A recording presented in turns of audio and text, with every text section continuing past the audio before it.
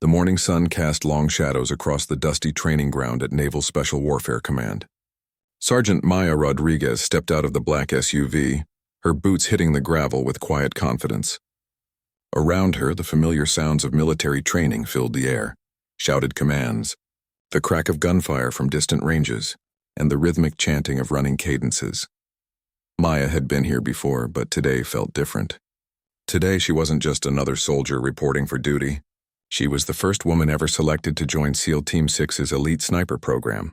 The letter in her pocket, signed by Admiral Richardson himself, had taken 3 readings before she believed it was real.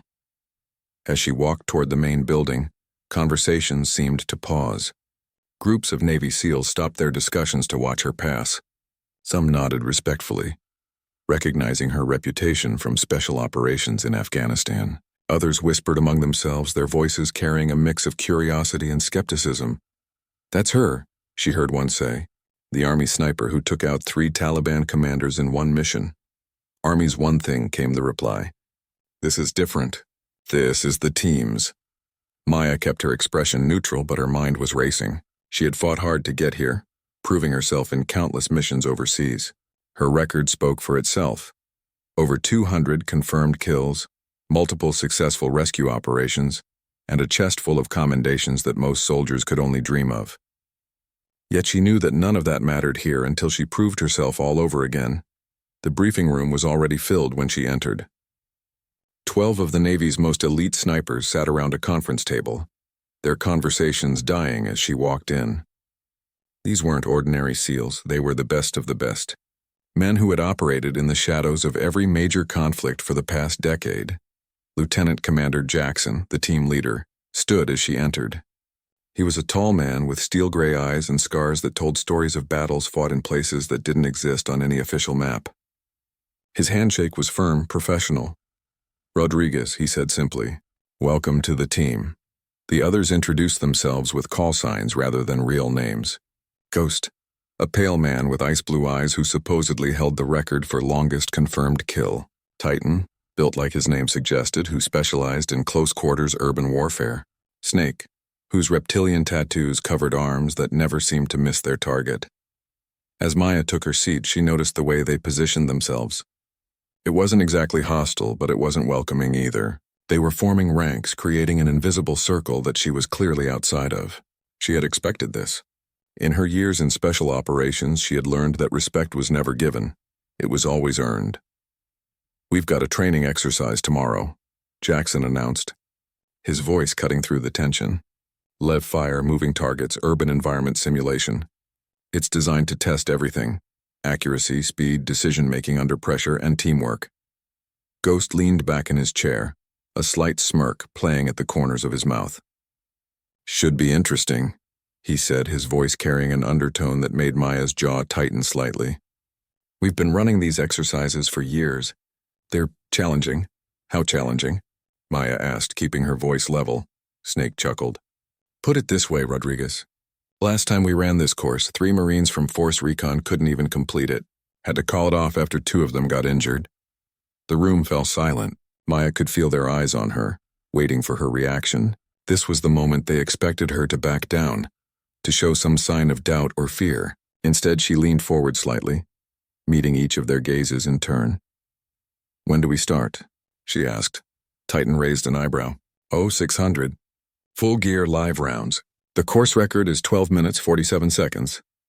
He paused, letting the number sink in. "Ghost said it 3 months ago." Ghost's smirk widened. "Took me 6 years to get that good, Rodriguez. Don't feel bad when you can't match it on your first try." Maya stood, gathering her paperwork. 6 years is a long time to hold a record," she said quietly. "Must be getting comfortable up there." The comment hit its mark. She could see Ghost's expression shift. The casual arrogance replaced by something sharper, more focused. Good. Comfortable snipers were dead snipers, and dead snipers couldn't teach her anything. As she headed for the door, Jackson called out, "Rodriguez." She turned back. "The exercise tomorrow isn't just about shooting. It's about proving you belong here. These men have bled together, saved each other's lives. Trust isn't automatic." Maya nodded. "Understood, sir.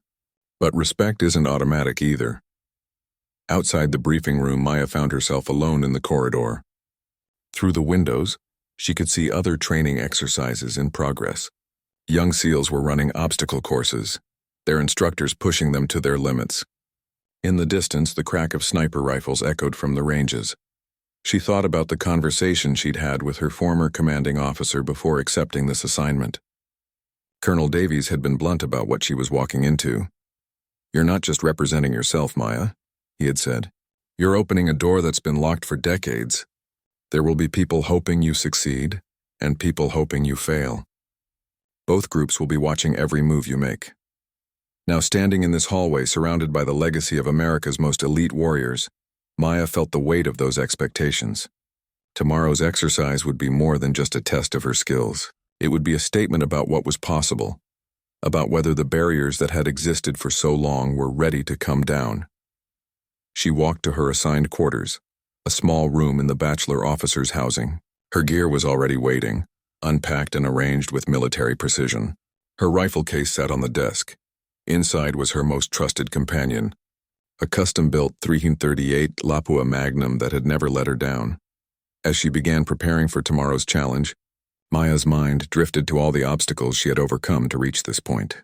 Growing up in a rough neighborhood in East LA, joining the Army at 18, fighting for every opportunity to prove herself in a world that often seemed determined to keep her on the sidelines.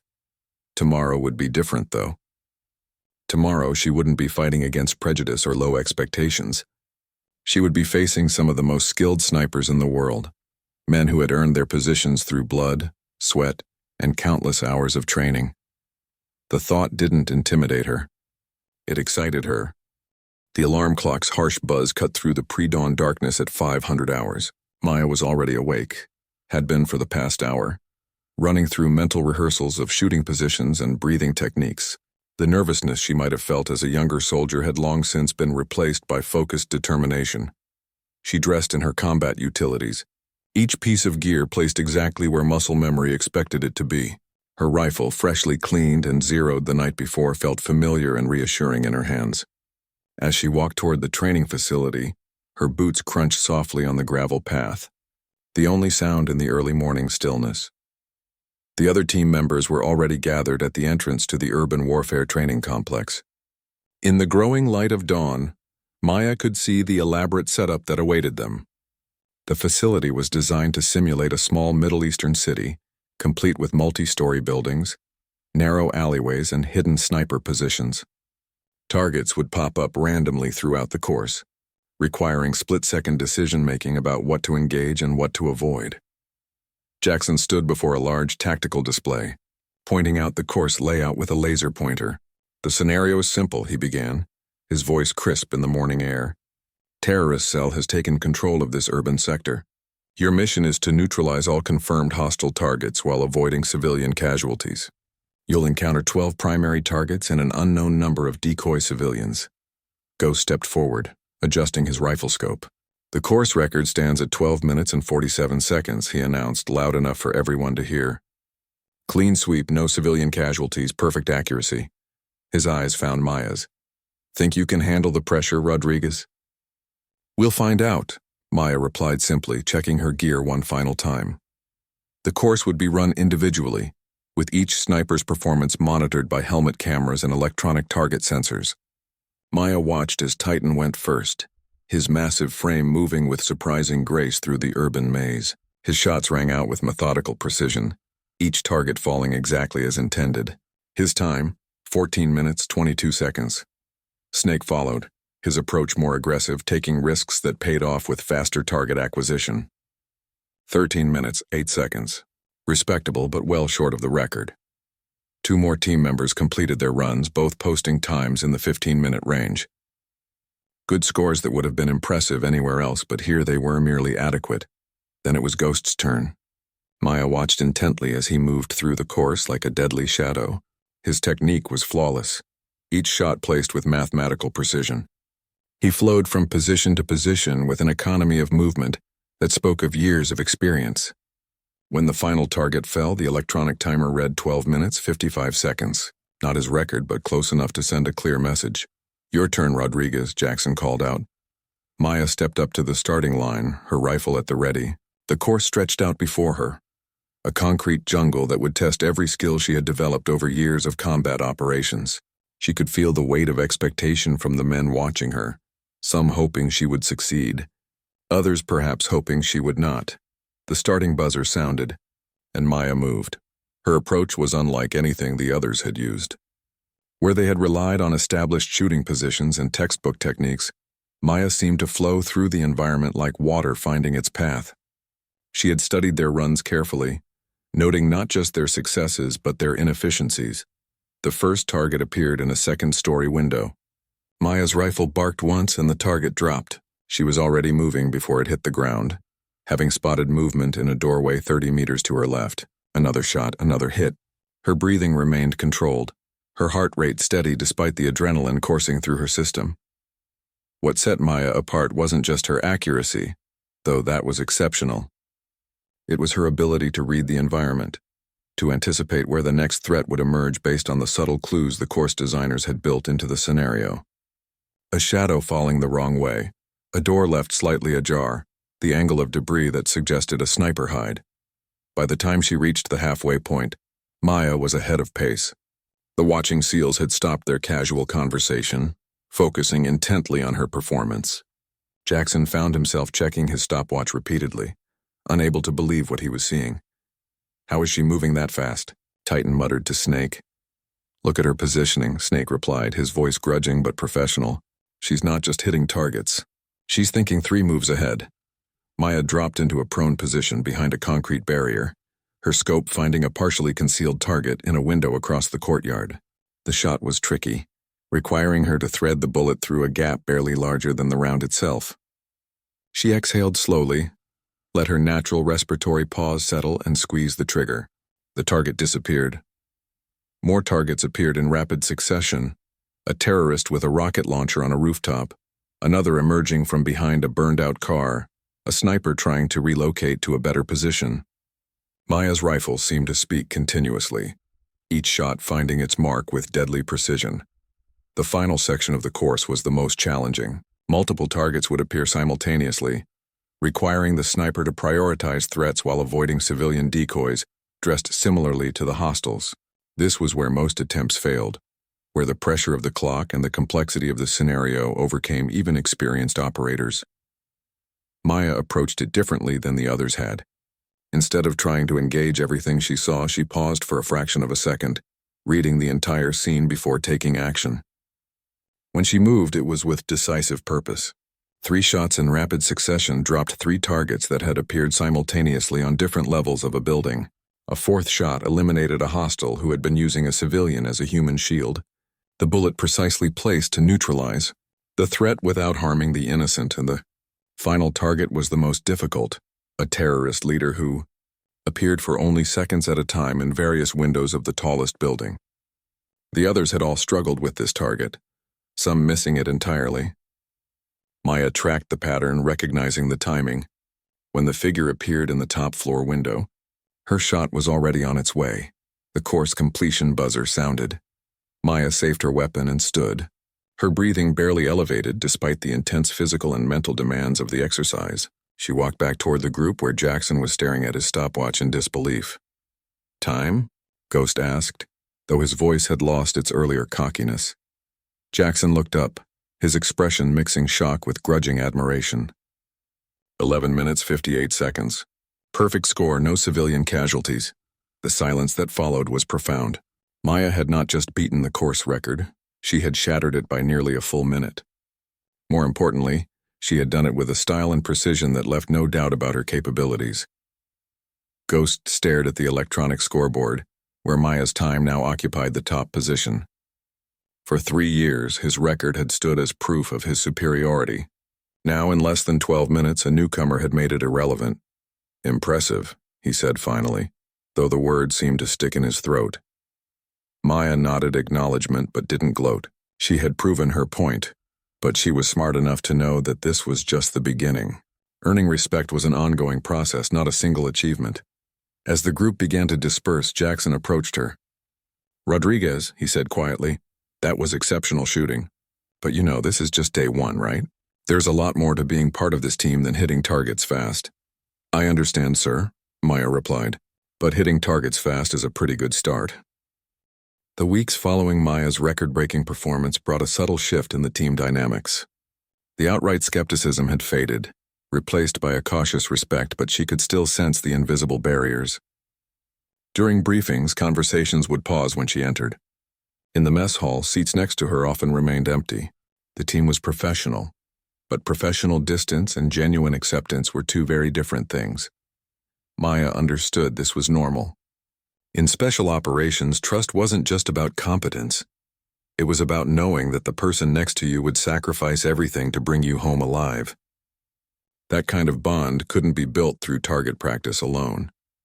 The opportunity to prove herself came during a routine training exercise that quickly became anything but routine.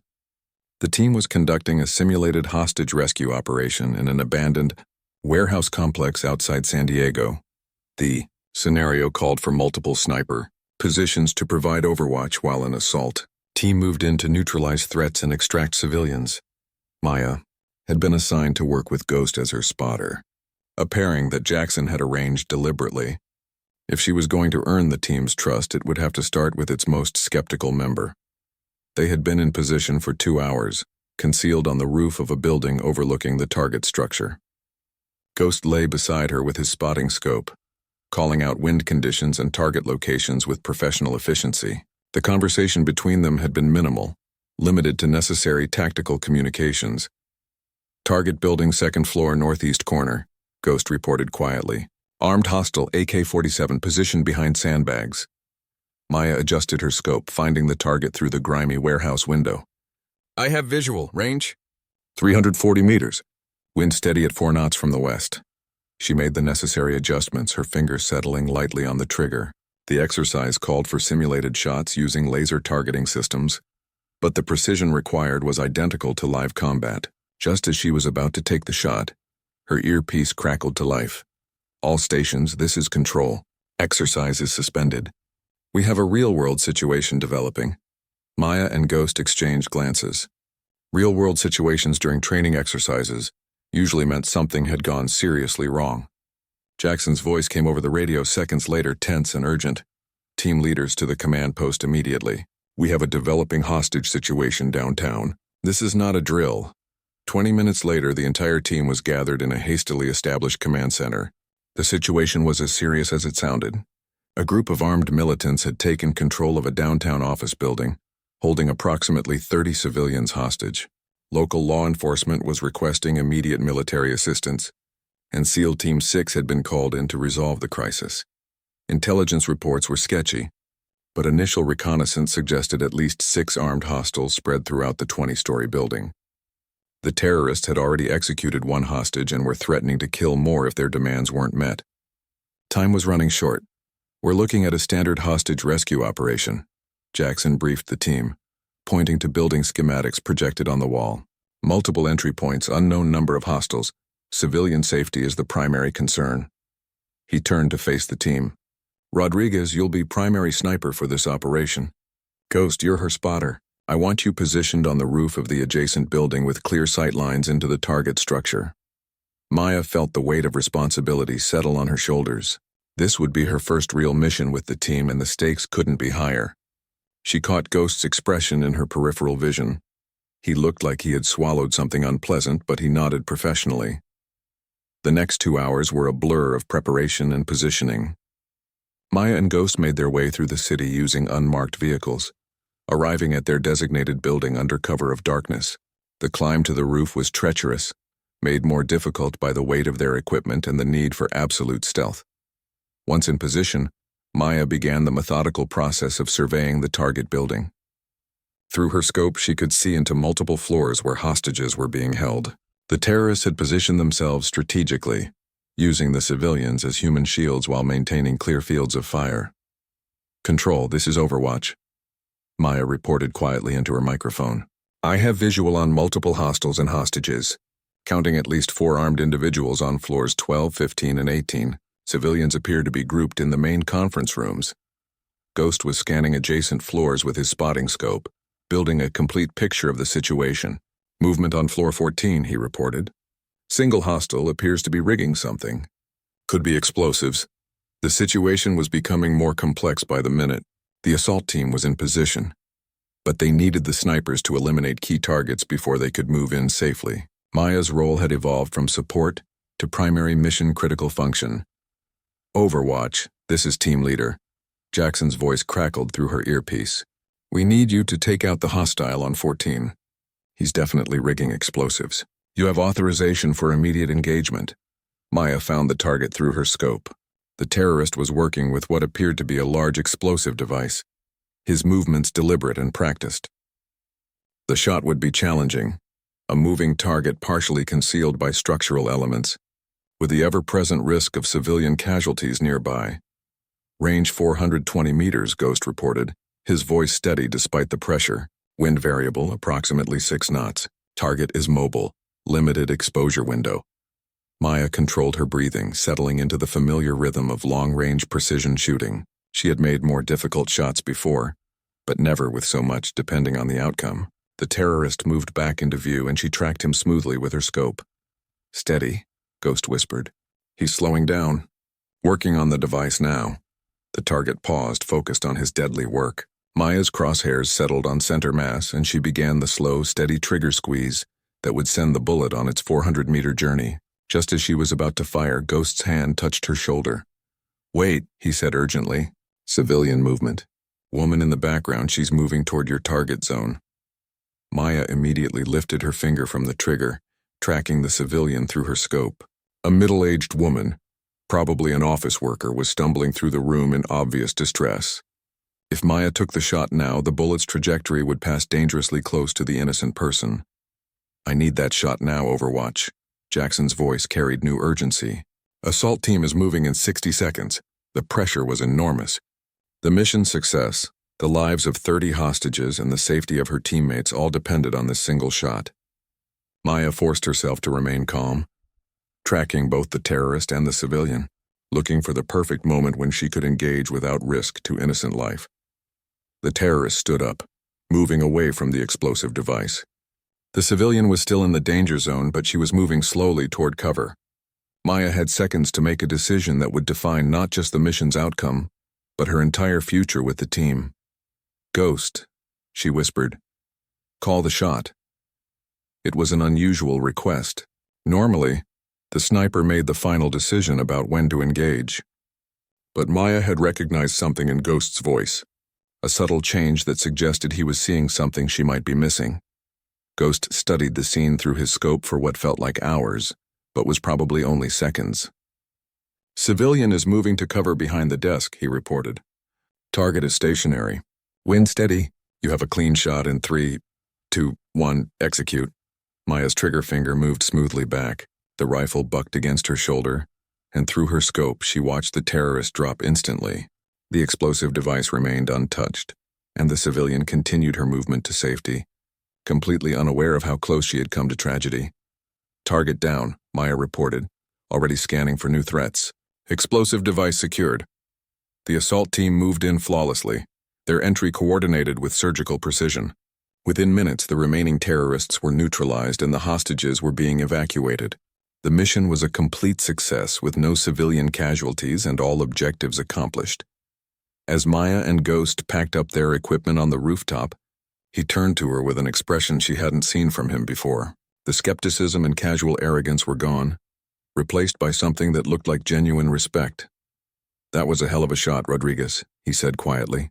But more than that, the way you handled the civilian situation, most snipers would have taken that shot anyway, justified it as necessary risk. You waited for the right moment. Maya nodded, understanding the significance of his words. You made the call, Ghost. I trusted your read on the situation. And I trusted you to make the shot when it mattered, he replied. That's what this team is about, trust. As they made their way back down from the rooftop, Maya realized that something fundamental had changed. She had proven her shooting skills weeks ago, but tonight she had proven something more important. She had shown that she could make life-and-death decisions under pressure, while still maintaining the moral compass that separated elite soldiers from mere killers.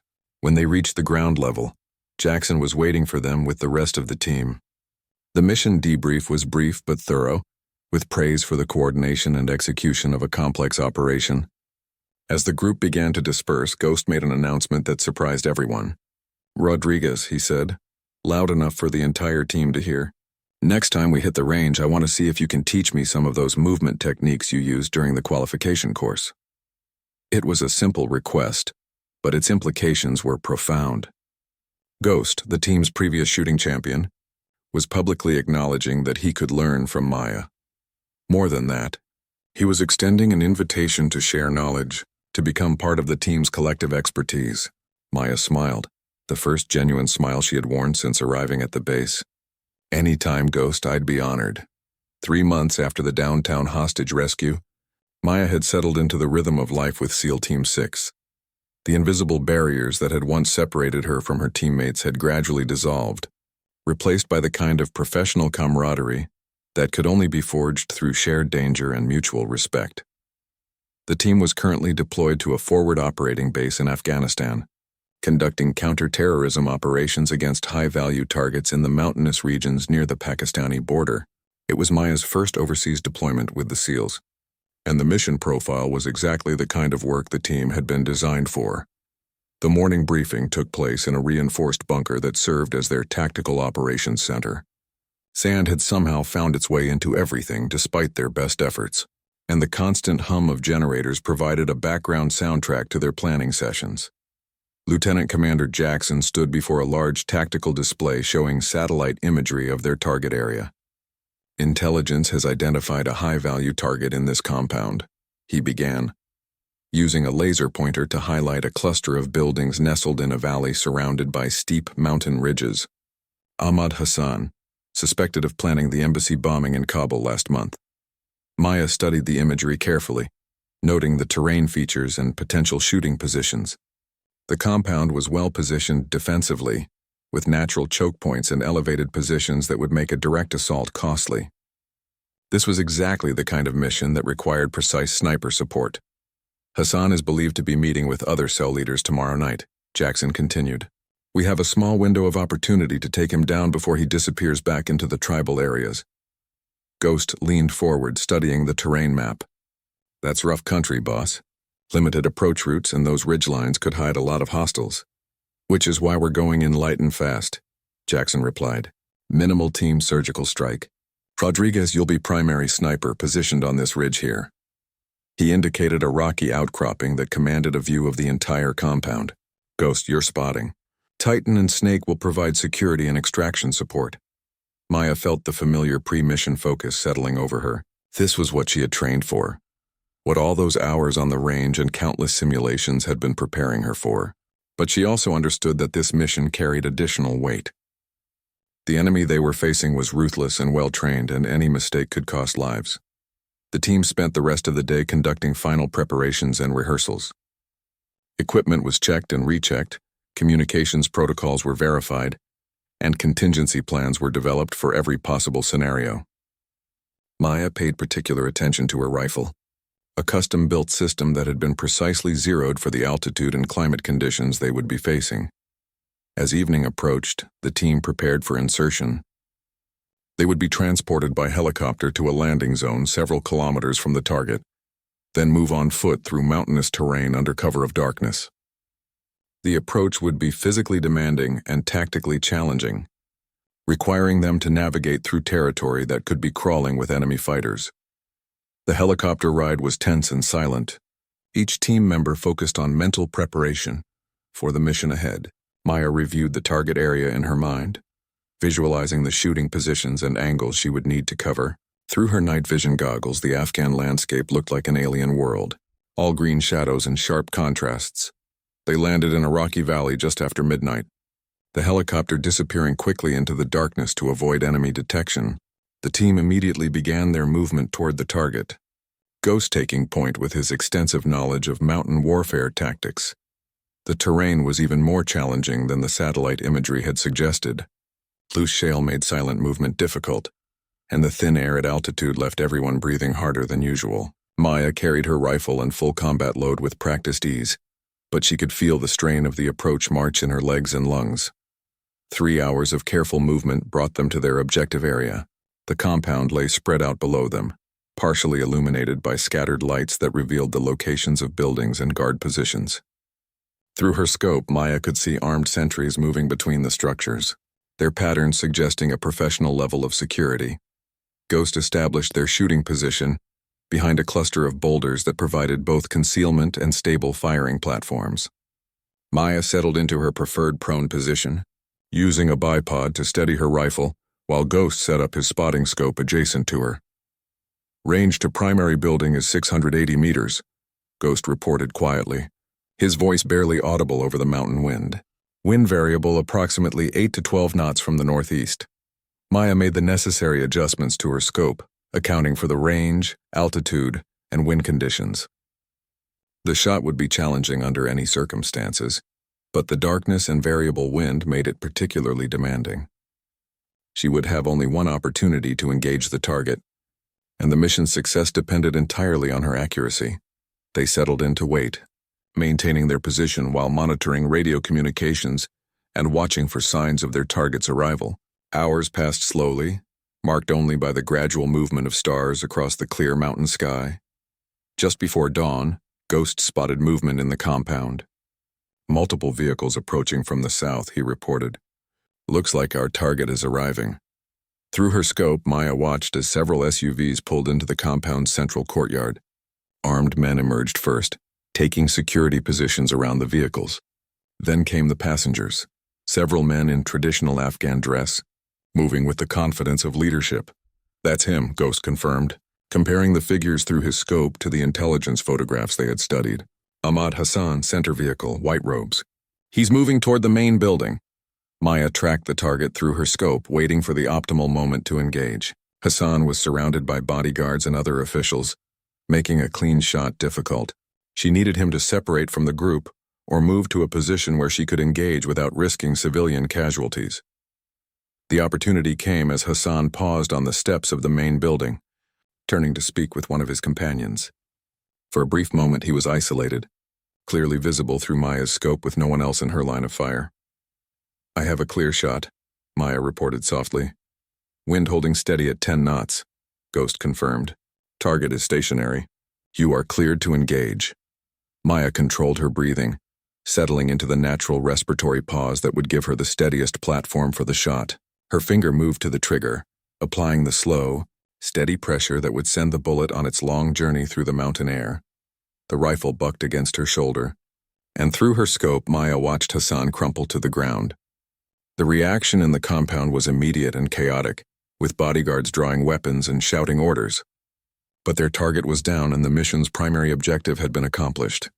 Target down, Maya reported, already scanning for secondary threats, preparing for extraction. What happened next caught everyone by surprise. Instead of the confused reaction they had expected, the compound's defenders responded with coordinated efficiency. Gunfire erupted from multiple positions, not random panic shooting but well-aimed fire directed toward their position on the ridge. They know where we are, Ghost said urgently, as bullets began impacting the rocks around them. This was a setup. Maya realized with growing alarm that they had walked into a trap. Hassan's presence at the compound had been deliberately leaked to draw them into this position, where enemy forces could surround and eliminate them. The mission intelligence had been compromised, and now they were facing a coordinated ambush in hostile territory with limited escape routes. Team leader, this is Overwatch, Maya called over the radio. We're taking heavy fire from multiple positions. Request immediate extraction support. Jackson's response was grim. Negative on extraction, Overwatch. Landing zone is compromised. You need to move to alternate position. Enemy fighters were now climbing the ridge toward their position, using the cover of rocks and terrain features to advance while maintaining suppressive fire. Maya and Ghost had perhaps minutes before they would be overrun. We need to move now, Ghost said, already beginning to pack up his equipment. There's a secondary position about 200 meters north. We can make a fighting withdrawal. Maya quickly broke down her rifle system, securing it for movement while keeping her sidearm ready for close combat. The enemy fire was intensifying, with bullets striking closer to their position with each volley. They began their withdrawal, moving by bounds with one providing cover while the other moved. Ghost's experience in mountain warfare was invaluable, guiding them along routes that provided the best combination of cover and speed. Maya found herself depending entirely on his tactical knowledge, trusting his decisions completely as they fought their way toward safety. The bond that had been forming between them over months of training was now being tested under the ultimate pressure of combat. Maya realized that the skepticism and competition that had once defined their relationship had been completely replaced by absolute mutual dependence. They were no longer just teammates. They were brothers in arms, each willing to sacrifice everything for the other's survival. As they reached the secondary position, Maya set up her rifle again while Ghost called for close air support. Enemy fighters were still pursuing them, but the new position offered better defensive terrain and longer sight lines. Air support inbound, Ghost reported. 2 minutes out. Maya engaged the pursuing fighters with precision fire, her shots carefully placed to maximize the psychological impact while conserving ammunition. Each shot found its mark, forcing the enemy to take cover and slowing their advance. When the F-18 Hornets arrived, their precision strikes scattered the enemy forces and opened a corridor for extraction. The team made their way to an emergency landing zone, where a helicopter was waiting to take them back to base. As they lifted off, Maya looked back at the mountain ridge where they had spent the night.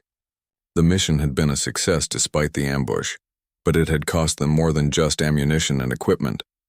It had forged bonds between the team members that could never be broken.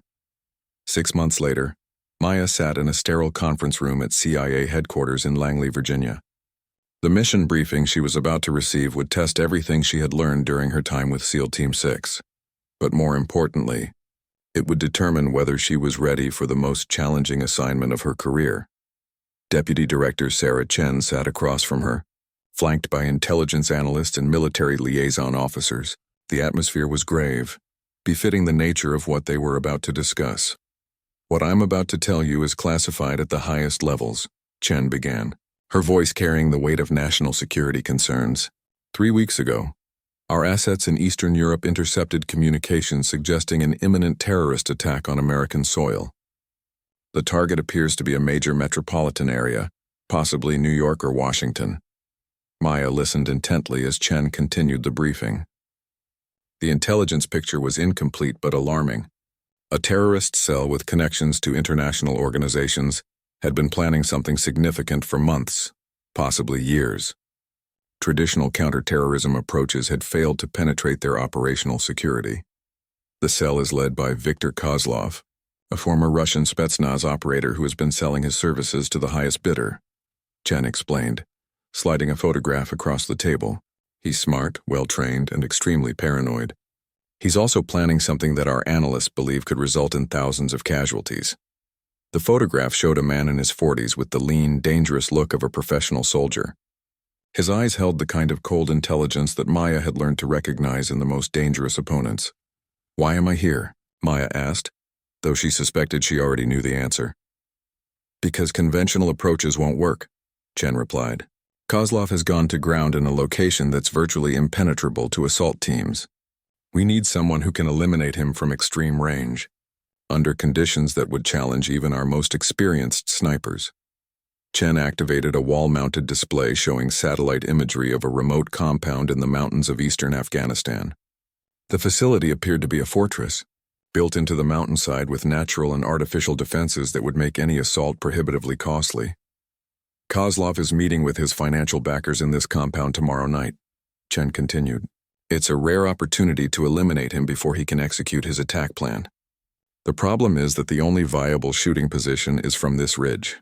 She indicated a location that appeared to be nearly 2 kilometers from the target building. Maya studied the imagery, her mind automatically calculating angles, wind patterns, and environmental factors.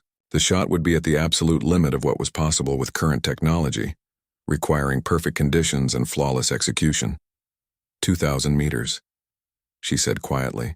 "That's beyond the effective range of most sniper systems, which is why we've developed something special for this mission," said Colonel Martinez, the military liaison. He gestured to another analyst, who activated a second display showing technical specifications for a rifle system Maya had never seen before. "This is the XM-2010 Enhanced Sniper Rifle, modified with experimental ammunition and targeting systems," Martinez explained. "It's capable of accurate fire out to 2,500 meters under optimal conditions. The problem is that no one has ever attempted a shot of this distance under operational conditions. Maya absorbed the technical details, understanding both the potential and the limitations of the proposed system. The rifle was impressive, but at extreme range. Factors like wind, humidity, and even the Earth's rotation would affect bullet trajectory. Any mistake would result in mission failure and potentially the loss of thousands of innocent lives. "When do I leave?" she asked. The insertion was conducted under absolute secrecy, with Maya traveling to Afghanistan through a series of military transports that obscured her ultimate destination. She was accompanied by Ghost, who had volunteered to serve as her spotter despite the extreme danger of the mission. They established their position on the designated ridge just after sunset, having made a grueling 20-hour approach march through some of the most inhospitable terrain in Afghanistan. The shooting position was little more than a narrow ledge carved into the mountainside, barely large enough for 2 people and their equipment.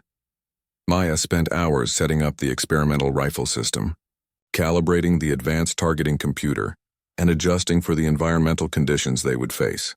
The technology was impressive, but she knew that at extreme range, success would depend as much on experience and intuition as on electronic assistance. Range to target building is 2,040 meters, Ghost reported, using a laser rangefinder to verify the distance. Elevation difference is approximately 300 meters.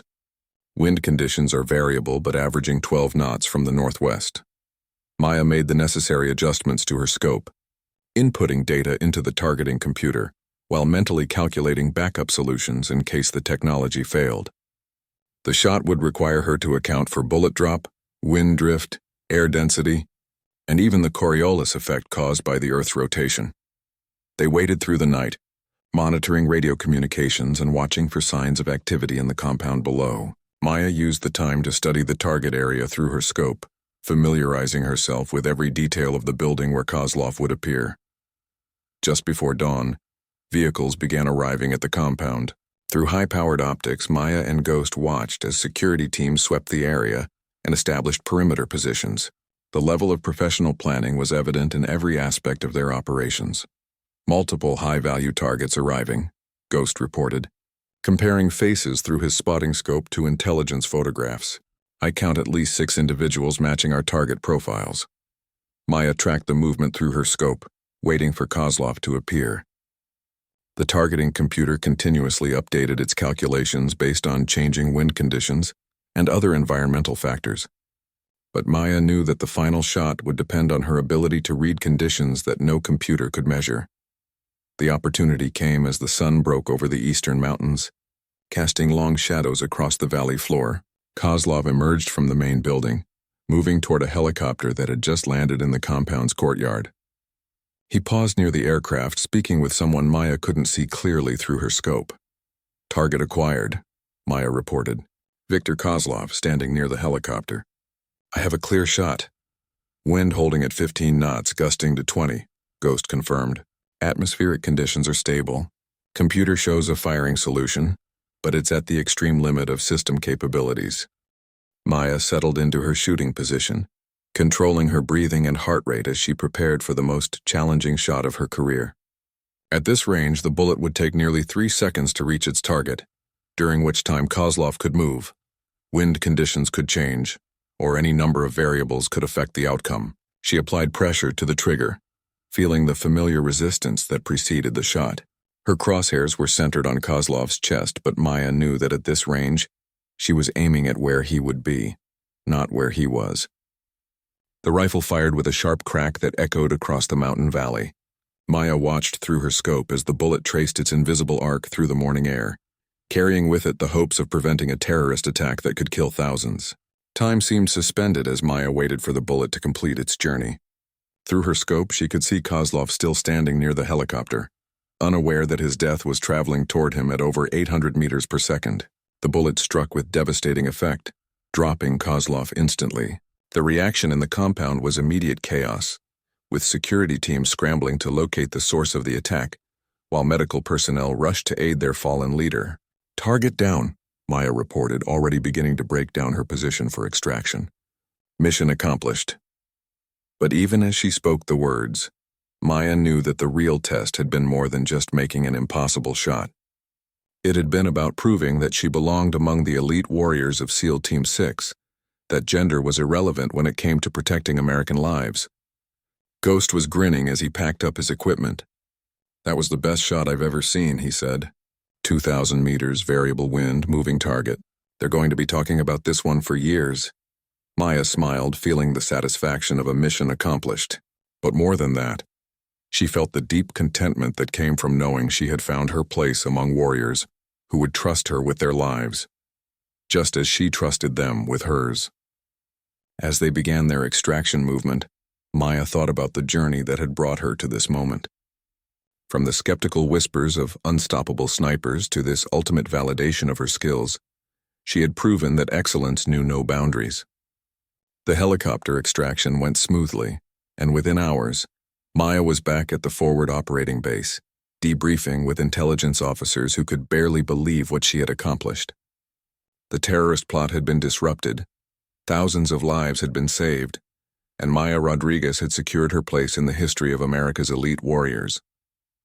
But perhaps most importantly, she had proven that when the nation's security was at stake, the only thing that mattered was the ability to get the job done, regardless of who pulled the trigger. 2 years had passed since Maya's record-breaking shot in Afghanistan, and the training facility at Naval Special Warfare Command looked much the same as it had the day she first arrived. The morning sun cast familiar shadows across the dusty grounds, and the sounds of military training filled the air with their eternal rhythm of preparation and discipline. Maya stood before a new group of candidates, 12 of the most promising snipers from across the military special operations community. Among them were 3 women, something that would have been unthinkable just a few years earlier. The times were changing, and Maya had played no small part in opening doors that had remained closed for decades. "Welcome to the Advanced Sniper Program," Maya began, her voice carrying the quiet authority that came from proven experience. "Over the next 6 months, you will be tested in ways that will challenge everything you think you know about precision shooting, tactical thinking, and working as part of an elite team." She looked at each candidate in turn, seeing in their faces the same mixture of determination and apprehension she had felt during her first day with the team. Some showed obvious confidence, others betrayed hints of nervousness, but all displayed the focused intensity that had brought them to this point in their careers. "You've all heard stories about this program," Maya continued. "Some of you may have heard about impossible shots, record-breaking performances, or legendary operators who seem to defy the laws of physics. I'm here to tell you that there's no magic involved. Excellence is the result of preparation, practice, and the willingness to push beyond what you thought was possible." Behind her, Ghost and the other original team members stood watching the briefing. The dynamics had evolved significantly over the past 2 years. Maya was now the program's lead instructor, having been promoted after a series of successful missions that had earned her recognition at the highest levels of military command. The relationship between Maya and her former teammates had transformed into something deeper than professional respect. They had become a family, bound together by shared experiences that most people could never understand. Ghost, once her most skeptical critic, was now one of her strongest supporters and closest friends. "Your first exercise will be a familiar one," Maya announced, gesturing toward the urban warfare training complex. "The same course that every student in this program has faced. The current record stands at 11 minutes and 58 seconds, set by someone who was once sitting exactly where you are now." She didn't mention that she held the record, though most of the candidates probably knew. Maya had learned that the best leaders led by example rather than by boasting about past achievements. "Who wants to go first?" she asked. A young Marine sergeant raised his hand immediately. "I'll take the first run, ma'am." His confidence bordered on arrogance, and Maya recognized the type immediately. She had been similar when she was younger, convinced that talent alone would be sufficient to overcome any challenge. "Sergeant Williams, isn't it?" Maya confirmed, checking her roster. "Outstanding. Let's see what you can do." Williams attacked the course with aggressive enthusiasm, his shots accurate and his movements swift. He was clearly skilled, probably the best sniper in his unit back at his home base. But Maya could see the small inefficiencies in his technique, the missed opportunities for better positioning, the split-second hesitations that would add precious time to his overall performance. When he finished, the electronic timer showed 13 minutes and 42 seconds. Excellent by most standards, but well short of the program's expectations. Not bad, Sergeant, Maya said as Williams rejoined the group. But I noticed several areas where you can improve. Who wants to analyze his performance? The critique session that followed was educational for everyone involved. Maya guided the discussion, helping the candidates understand not just what Williams had done wrong, but why alternative approaches would have been more effective. The goal wasn't to embarrass anyone, but to establish the level of tactical thinking that would be required to succeed in the program. 3 more candidates attempted the course, each posting respectable times but falling short of the standard Maya expected. Then it was time for Staff Sergeant Maria Santos, one of the 3 women in the group, to make her attempt. Maya watched Santos prepare with particular interest. The young woman reminded her of herself at that age, focused, determined, and carrying the additional pressure that came with being a pioneer in a male-dominated field. Santos had come from the Army's 75th Ranger Regiment, where she had already proven herself in combat operations across multiple deployments. Take your time, Maya advised as Santos approached the starting line. Remember, this isn't just about speed. It's about making the right decisions under pressure. Santos nodded, checking her equipment one final time before positioning herself at the starting point. When the buzzer sounded, she moved with fluid precision that immediately caught Maya's attention. This wasn't just talent, this was someone who had studied the course description carefully and developed a specific strategy for tackling its challenges. The watching candidates fell silent as Santos progressed through the exercise. Her movement between positions was economical and purposeful, and her shooting was consistently accurate. Maya found herself smiling as she recognized techniques she had developed herself, approaches that Santos had obviously studied and adapted to her own style. When Santos engaged the final target and the completion buzzer sounded, the electronic display showed 11 minutes and 34 seconds.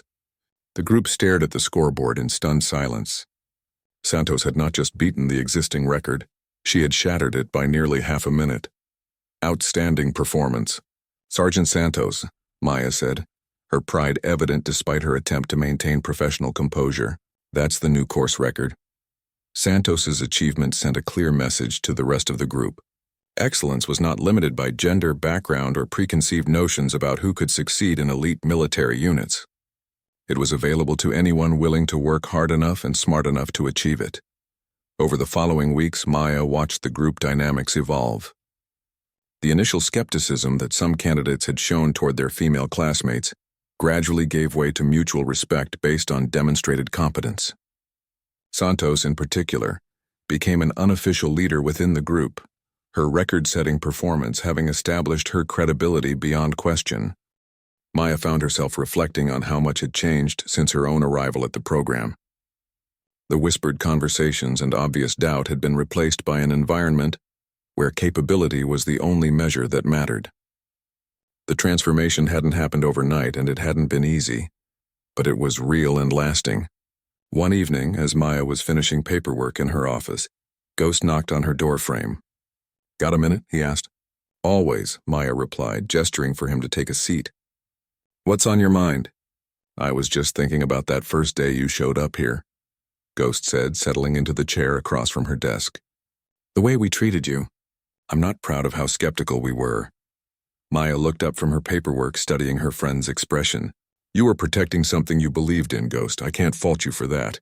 Besides, skepticism made me work harder to prove myself." "Maybe," Ghost replied. But looking at Santos and the other women in the current class, seeing how naturally they fit in, it makes me realize how wrong we were to assume that gender had anything to do with ability. The important thing is that you were willing to change your mind when presented with evidence," Maya said. "That's what makes someone a good soldier and a better person." Ghost stood to leave, then paused at the doorway. "For what it's worth, Maya, you didn't just earn our respect. You changed how we think about what's possible. That's a hell of a legacy." After he left, Maya returned to her paperwork, but her mind was elsewhere. She thought about the young women in the current class, about the opportunities that were opening up for them that hadn't existed just a few years earlier.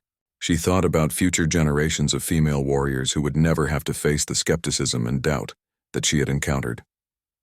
The phone on her desk rang, interrupting her thoughts. The caller ID showed a number she recognized, her old commanding officer from her Army days. "Colonel Davies," she answered. How are you, sir? Maya, I'm calling with some news I thought you'd want to hear personally, Davies said, his voice carrying barely contained excitement. The Defense Department is announcing a new initiative next week. They're opening all combat positions to women, across all branches of service. No exceptions, no exclusions. Maya felt a surge of emotion that she struggled to control. This was what she had been fighting for without even realizing it. Not just her own success, but the opportunity for every qualified woman to serve her country in any capacity she was capable of handling. That's incredible news, sir, she managed to say. Maya, I want you to know that your success with SEAL Team 6 played a major role in this decision, Davies continued. You proved that performance is what matters, not gender. You opened doors that a lot of people thought would never open. After the call ended, Maya sat quietly in her office, absorbing the magnitude of what had been accomplished. She had begun this journey simply wanting to be the best sniper she could be. Along the way, she had become something more, a symbol of what was possible when talent and determination were allowed to flourish without artificial limitations. The next morning, Maya stood once again before her class of candidates. Santos and several others had continued to excel, while some of the initially overconfident male candidates had struggled with the program's demands. The class was learning what Maya had always known, that excellence was earned through hard work and dedication, not inherited through gender or background. Today we're going to work on extreme range shooting, Maya announced. Some of you may have heard about shots made at distances that seem impossible.